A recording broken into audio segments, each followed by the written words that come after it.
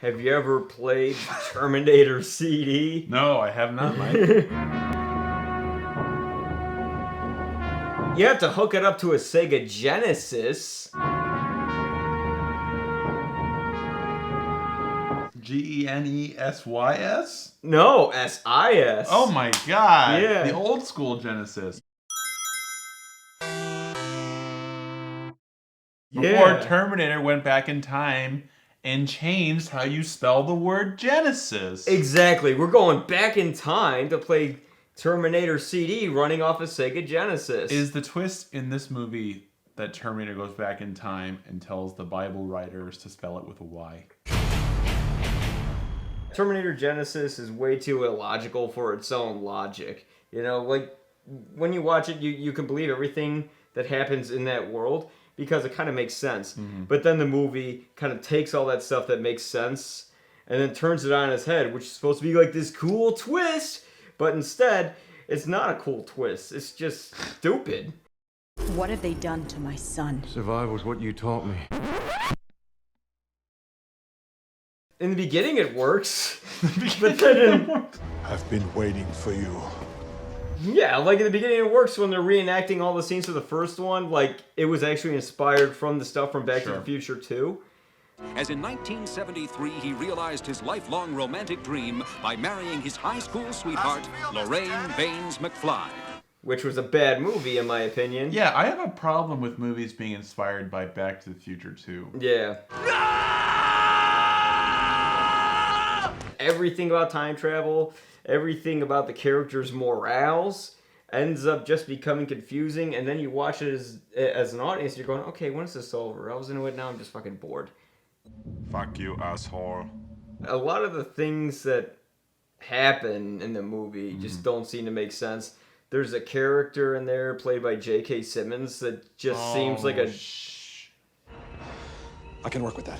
He's kind of a wasted character. He's just kind of in there for comic relief, and you think there's going to be something with him in the story. Yeah. And it just doesn't lead anywhere. It's just he like... usually plays wasted characters, oddly enough. Tomorrow morning, Spider-Man, page 1 with a decent picture this time. Move Conway to page 7. Spider-Man. Spider-Man is a good role for him, but wasn't he in RoboCop? No. You serious? Emilia Clarke is kind of... She's okay. You can't really believe her as tough in it. Come with me if you want to live. Now, soldier! I don't want to knock an actor for the way they look. That's not cool. But it's like she looks a little too young for the role and it kind of takes you out of that. Oh, great. That's just great. Linda Hamilton was just... You're already dead, everybody.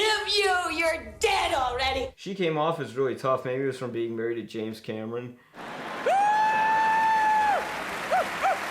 We got Jason Clarke, who's actually really good as John Connor. He actually comes off as likable. He's not just tough brute man like Christian Bale was in Salvation.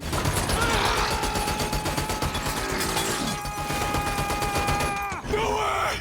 You son of a bitch! You know, Schwarzenegger, he's good. That's right. No, I love Schwarzenegger. I'll be back. What? I love Schwarzenegger. I don't think that's a good sign that we've talked about Terminator Genisys for maybe 20, 30 minutes and have not even talked about Schwarzenegger. Yeah. So he must not be that special. Yeah, you know, he's just kind of there. He's just kind of there. You know, that is really depressing. You can't do a Terminator without Arnold. You just can't. He's the first thing that comes to your mind when you think of all of the movies. He does serve a good purpose to the story, but at the same time, he doesn't really bring anything new to the table. It's just kind of like, here's this Terminator that they call the Guardian in the film. The Guardian is pretty much glued to her 24/7, basically to make sure there's no surprise attack. He's kind of like the version of the Terminator that John Connor as a kid from Terminator 2 wanted from him at the end of the movie. He's that for Sarah Connor in this. You kind of got like the T-1000 who's just kind of put in there just for like... Robert Patrick comes back? No. My character is T-1000.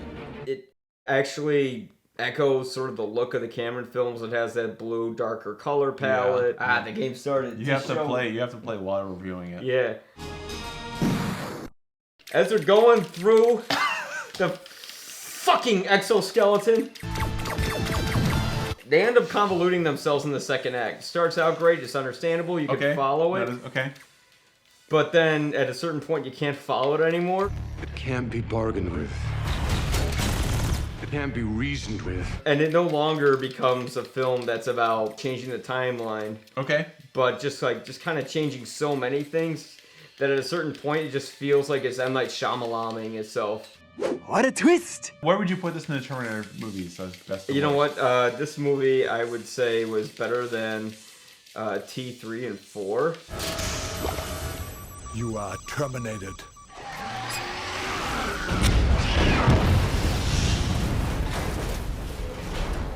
So you would say, definitely, just like James Cameron, where this is the third Terminator movie. Well, you know what? I think they paid James Cameron to say that. Oh, they definitely did. I feel like the franchise has been reinvigorated.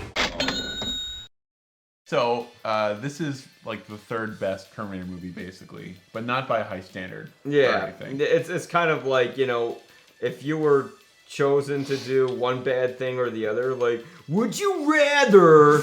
It's one of those.